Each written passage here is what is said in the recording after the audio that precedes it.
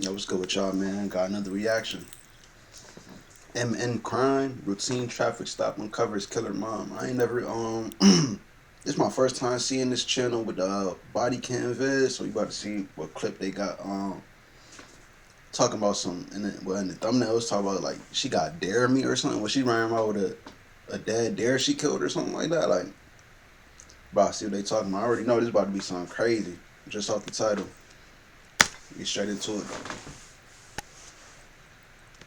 Blood all over the car. What looks like blood in there? And It's not blood, it's deer meat. shotgun shells all over the side.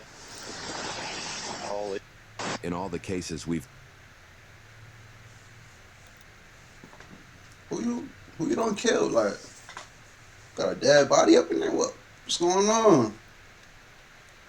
This case is by far the most upsetting one we've come across. You about to see? on this channel, this case is by far the most Oh no. upsetting we've come across. What follows is never before seen body cam footage as police make a routine traffic stop and discover a truly chilling scene. We'll also show you exclusive security footage capturing the victim's last moments alive. But first, an investigative report on what led up to this tragic incident and the many ways it could have been prevented. Be warned, we will be covering the flaws in child protective services surrounding abusive parents and why those services need to focus more on helping the victims in these cases over their abusers. Wait. Nah. Don't tell me you killed your son or something. Like, bro, you killed. That's your son right there. You killed. Yeah, you crazy. Like, what's up? Tripping.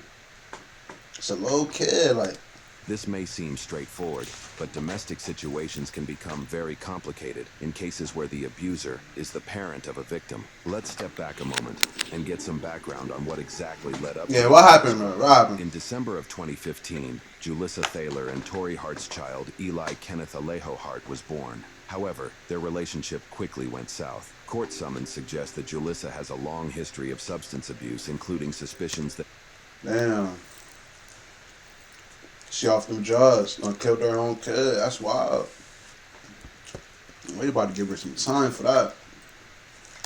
he exposed Eli to a controlled substance while she was pregnant. The next line in the summons mentions Eli's genetic disorder, Townes-Brock syndrome, which left baby Eli with hearing loss and cleft feet. At this time, Julissa filed police complaints against Tori. She later admitted to the complaints being false, and that because of her mental health issues, she constantly accuses Hart of things that he doesn't do. After years of custody battles and allegations of abuse, Julissa and Tori undergo court-ordered evaluations. For years, Julissa gains custody of Eli, but struggles with homelessness. In October 2020, Dakota County Social Services find Eli at Julissa's decrepit home, naked and without hearing aids. The social worker on scene could not locate shoes or clothes for Eli outside of a single set of pajamas. DCSS found a flooded upper floor bathroom, eggs broken and smeared throughout the main level, and food in various stages of decay around the main. That's wild that happened to him though, bro. He look like he ain't no older than what, like he ain't no older than like 9, like young kid, bro. Mom done killed him, took his whole life from him. That's wild. Found without hearing aids, found in the mental health hole for reasons. Floor. Julissa is hospitalized for mental health issues, but Eli is returned to her care afterward. Around 3 months later, Child Protective Services again took Eli and placed Julissa into custody on a mental health and welfare hold. Yeah. Julissa was presenting signs of psychosis and claims that she was hearing voices related to self-harm, among other paranoid delusions. This time, Eli was found with matted hair, cuts on his arms, and without his hearing aids. That's why, yeah. Take him from her, man. Good thing they took him from her. Like, she not stable. She cutting him up and all that. A court summons, Dakota County Judge Timothy Wormiger found it contrary to the welfare of Eli to permit him to remain in Julissa's care because of these 8 reasons, which includes Eli's risk of harm, his lack of food, clothing, shelter, and education, along with Julissa's criminal history and psychosis. Over the next few years, Julissa again and again proves she's not fit to be a parent. But she does. Throughout, Tori continuously signals to officials his concerns, which continue to go unheard.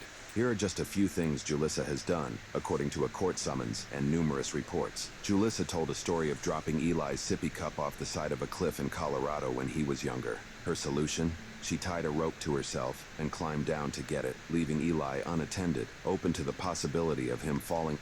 Hold up, bro. What's up with you? Like, she off them drugs for real. You talk about that cliff right there. Like, bro, it's not that deep over a cup. You tied yourself to go and get it. First, like, you could have died yourself. Second, like, yeah, like your kid up there on the cliff by himself. Like, come on now. Like, you obviously not stable. Like, The cliff to mentally his stable. death. During visitation, Julissa berated Eli for the problems in her life and relationship, blaming him for the rotten food in her home, even after rotten food continued to exist in her household after Eli was taken into foster care. Julissa told a social worker she can't eat or sleep and that she was living off Mountain Dew and cigarettes. After Julissa's visitations, Eli would have bathroom accidents, which was not typical for him. Julissa showed Eli disturbing videos she took of cat feces, along with images of naked women. What, bro? What, yo, bro? You surviving off Mountain Dew and bogeys? You can't eat. Why you buying so much Mountain Dew? Like, what? Mountain Dew not even that good. Why you buying something? Why you smoking bogeys? That's the main reason. Like, put the bogeys down. After Julissa's visitations, Eli would have bathroom accidents, which was not typical for him. Julissa showed Eli disturbing videos she took of cat feces, along with images of naked women. Julissa gifted Eli a smartwatch and would call and text him during Tori's visitation time. In the time Julissa needed to better herself for the court to gain custody of Eli, she had the police called on her over 20 times in a 10-month span. Julissa set up a noise machine in her home because she believed neighbors were spying on her. Julissa submitted numerous false police reports of Tori, claiming he was stalking her and was on methamphetamines. Both these accusations and more were disproven.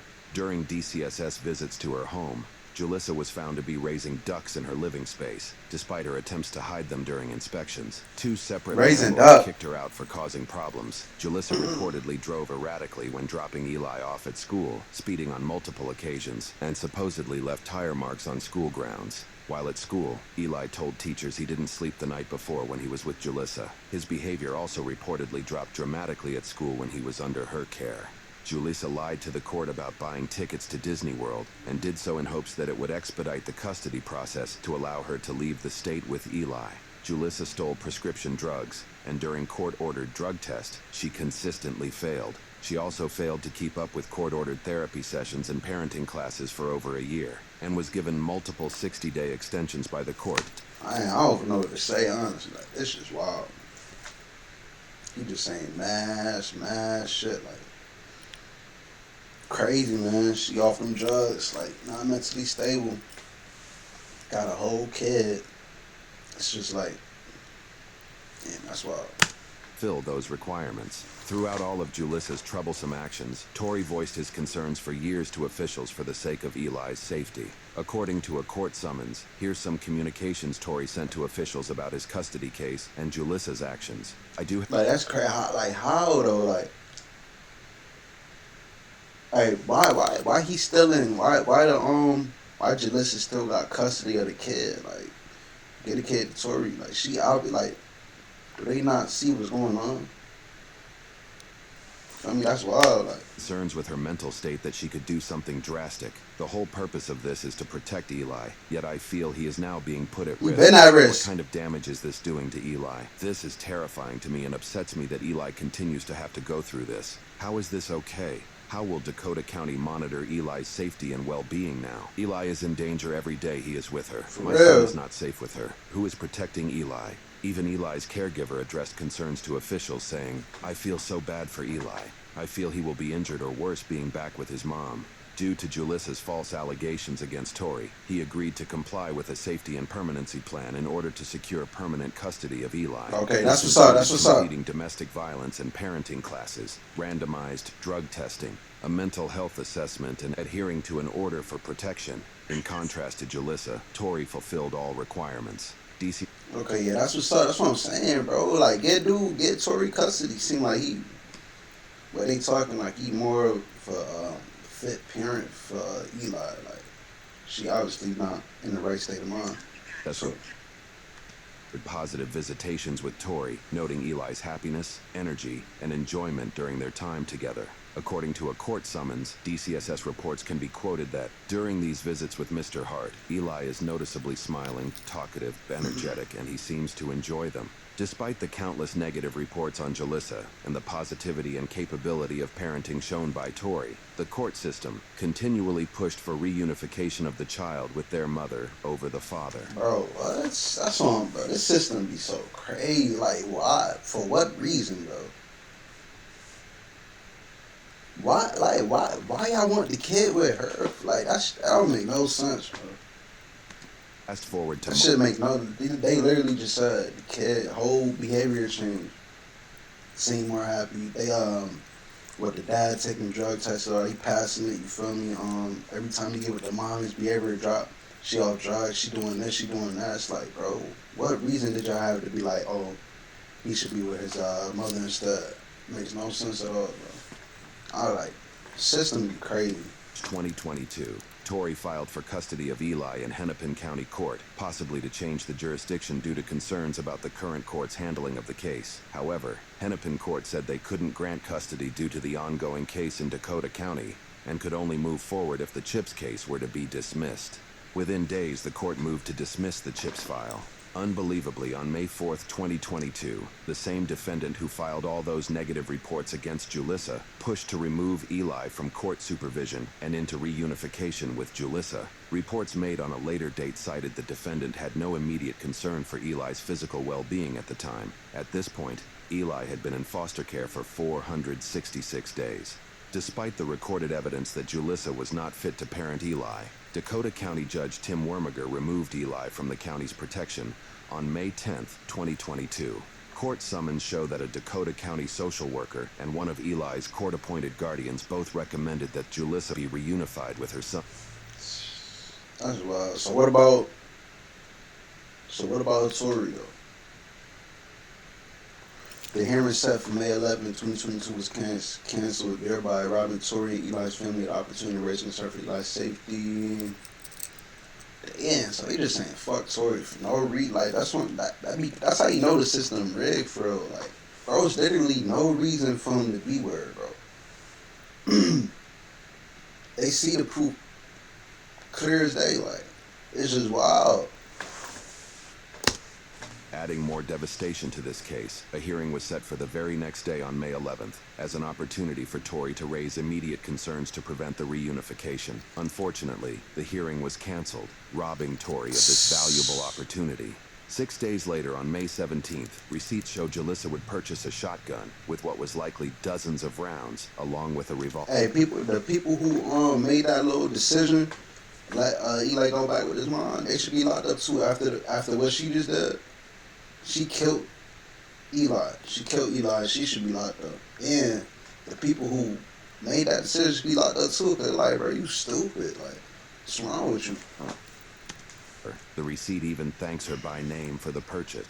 The dozens of rounds. 6 days later, May 17th, she showed Julissa with purchase shotgun, most likely dozen rounds. And she done shot him with a shotty, like. Along with a revolver. The receipt even thanks her by name for the purchase. Just 3 days later, on May 20th, 2022, Julissa would be found driving a vehicle that was missing a tire and had its back window smashed open. Officers would soon pull her over. She out there driving on a rim.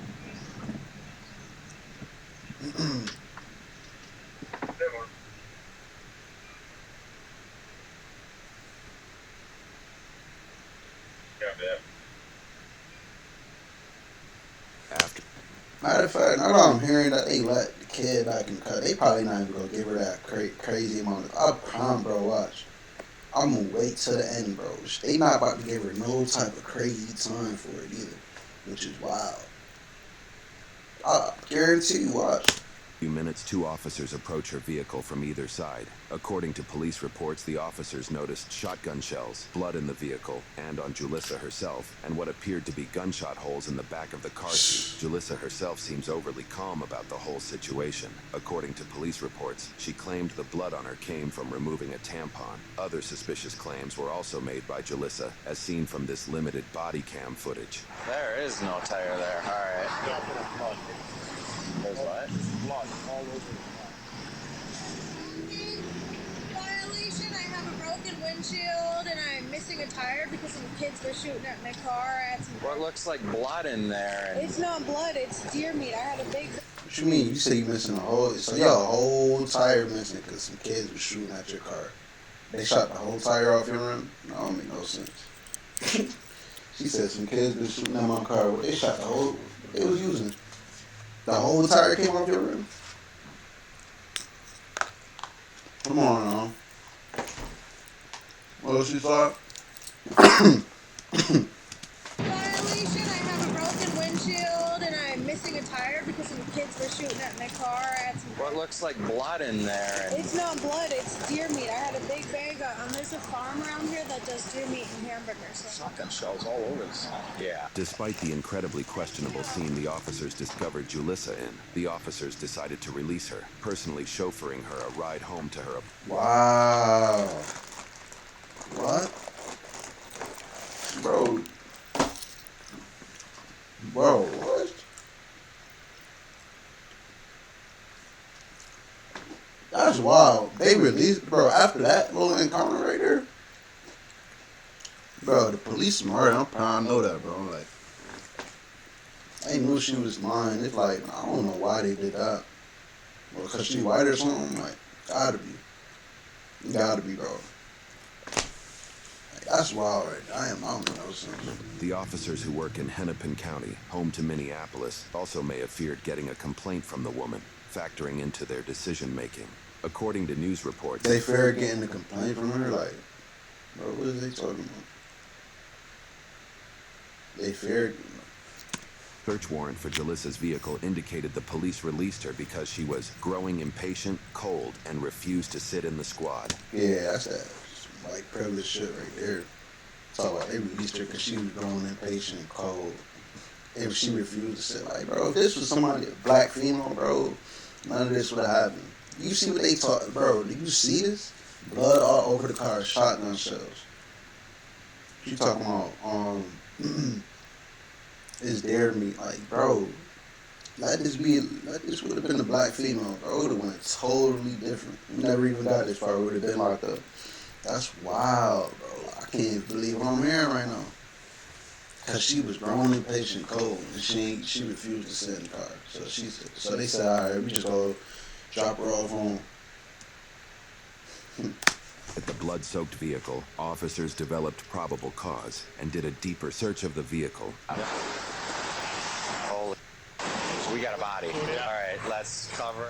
According to reports, officers rushed back to the apartment where they just dropped Julissa off. They discovered she was no longer there. She left a washing machine running with what was later determined to be filled with the clothes she was just wearing. Soon after, officers located Julissa leaving the area on foot, and she was placed under arrest. Officers then observed that she had what appeared to be brain matter in her hair. Based off witness statements and off the physical damage her vehicle left on the road, officers were able to track the past movements of the vehicle. Along this route, they found multiple locations where blood and brain matter had been discarded. One dumpster had a bloody child booster seat that had sustained damage from a shotgun blast. In another dumpster, officers located a backpack, blood, bone, and what appeared to be more brain matter. We've elected to not show the photos containing blood or human Saying, bro, everybody should not be having kids, bro. Kids not for everybody, bro. Prime example right here. People should not be having kids, bro. Like that's acting like this. Like, come on. You've elected to not show the photos containing blood, human remains. In court, more shocking evidence would come out against Julissa. According to a source from CARE 11, these are some of the search terms from Julissa's browser history, which include Let me see. how How to keep child away from other parent with visitation. Like, yo, you really like she really crazy for real. She got pulled over. She just talking all calm and normal, like most powerful knockout drug, most expensive life insurance for child. How to keep the child home from school for a month. Qualifying accidental deaths. How life insurance. How life insurance investigates a death claim. How to commit crime and blame child. How to fake being home to the cops. Does life insurance cover drowning? If you take on multiple policies on somebody, how much does life insurance pay for a dead child? That's wild. So what, she was trying to get a check or something? But she looking like, how you gonna look up how to commit crime and blame child on Google, bro? Like, you slow. Like, they can't look through your history. Yeah, that's wild. Blood can a 6-year-old lose? How life insurance other damning searches. It was later determined that Julissa had shot Eli 9 times in the head and torso area of his body, likely while he was strapped in his car seat. Thorough work by police and detectives also uncovered surveillance video showing Eli being escorted by Julissa in the moments prior to his murder. The video, which shows the boy smiling and playing, would tragically be the last video of the child.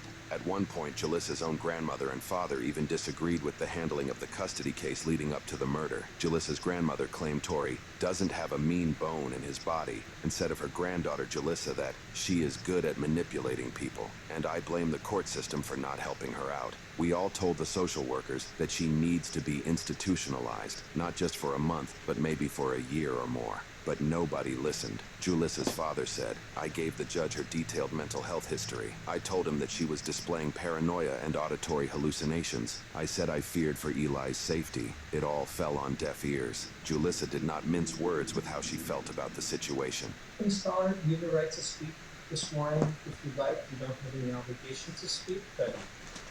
They about to give her like 2 years.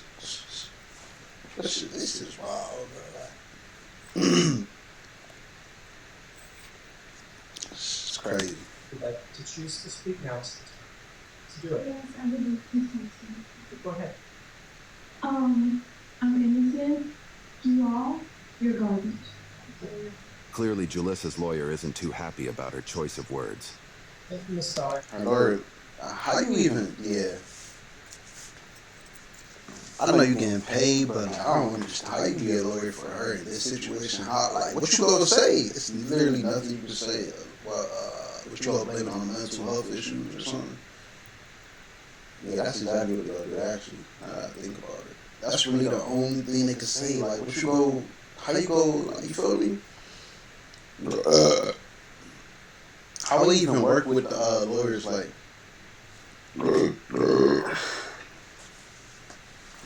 she had what's her name?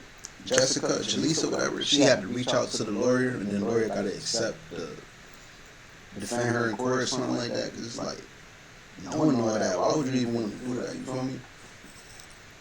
You could have took a different case. How you gonna defend that? That's wild. Whatever that's appropriate here. Alright.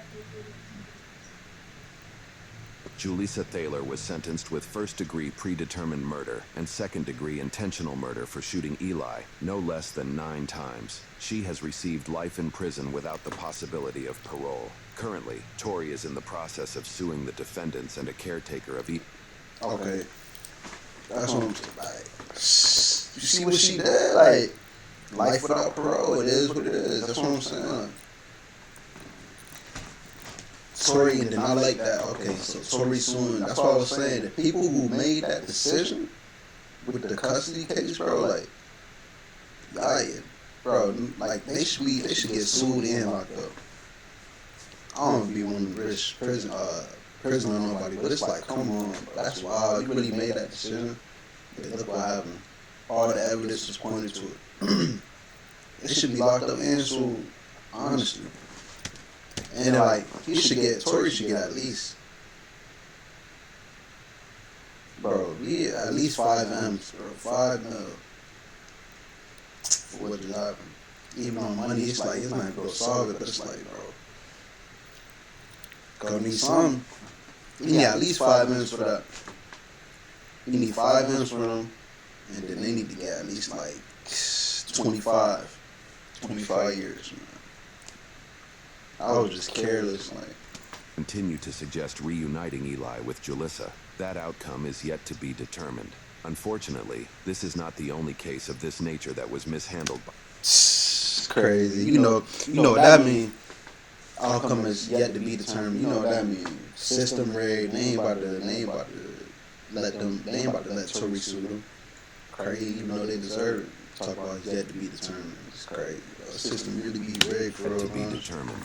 Unfortunately, this is not the only case of this nature that was mishandled by Minnesota, and more specifically Dakota County and Ramsey County Child Support Services. Most recently, Child Protective Services has again come under scrutiny after allowing a parent with a violent history custody of his children. In this case, it was a father who won custody and would later go on to shoot and kill 2 Burnsville police officers and a firefighter with a rifle on Sunday, February 18, 2024, while 7 of his children were with him. The standoff ended when the father took his own life. This interview, conducted by a source from KARE 11, shows the frustrations that the mother of some of the children has with the way... That's it for the vid, though, man. That's why some people, everybody shouldn't be having kids, bro.